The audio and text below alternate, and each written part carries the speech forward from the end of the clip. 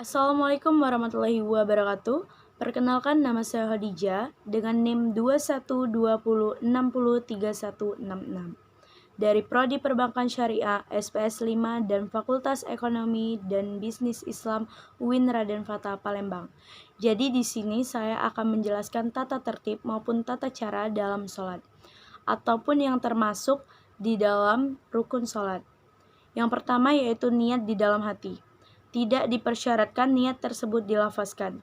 Dalam hadis disebutkan innama a'malu binniyat.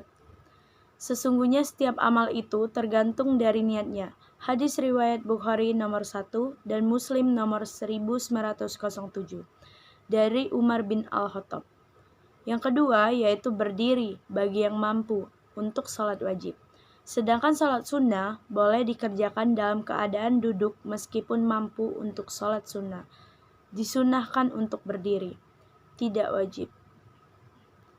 Namun keadaan berdiri lebih utama daripada duduk saat itu. Nabi Shallallahu Alaihi Wasallam bersabda, siapa yang mengerjakan sholat sambil berdiri, maka itu lebih afdol. Siapa yang sholat sambil duduk, akan mendapatkan pahala separuh dari sholat sambil berdiri. Siapa yang sholat sambil berbaring akan mendapatkan pahala separuh dari sholat sambil duduk.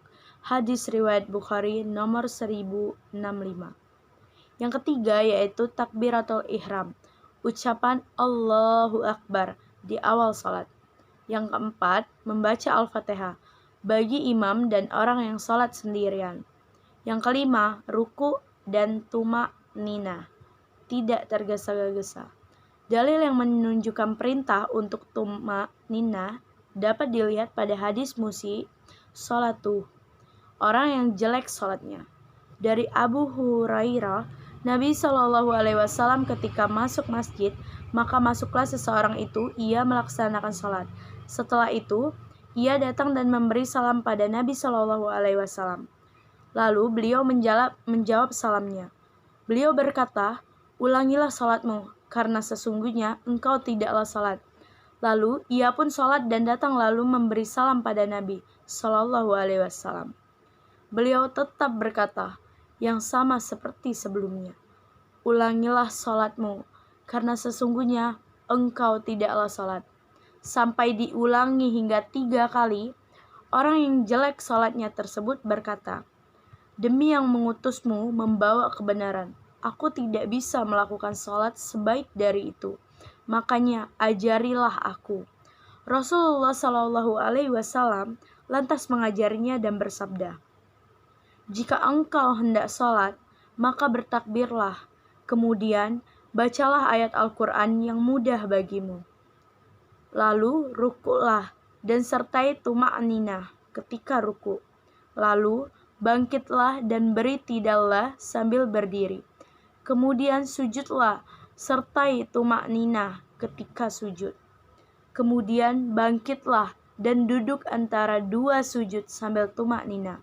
Kemudian sujud kembali, disertai tumak-ninah ketika sujud. Lakukan seperti itu dalam setiap sholatmu. Hadis riwayat Bukhari nomor 793 dan Muslim nomor 397. Yang keenam, iktidal dan tumak-ninah. Yang ketujuh, sujud 2 kali dalam 1 rakaat, disertai tumak-ninah. Yang kedelapan, duduk di antara 2 sujud, disertai tumak-ninah. Yang kesembilan, duduk tahiyat akhir. Yang ke-10, membaca bacaan tasyahud di tahiyat akhir. Yang 11, membaca bacaan salawat setelah bacaan tasyahud akhir. Yang ke-12, salam. Pertama, minimalnya Assalamualaikum. Lengkapnya Assalamualaikum warahmatullahi. Yang ke-13 yaitu berurutan dalam mengerjakan rukun yang tadi disebutkan. Diharuskan berurutan dalam mengerjakan rukun karena dalam hadis musi sholatuhu terdapat kata summa.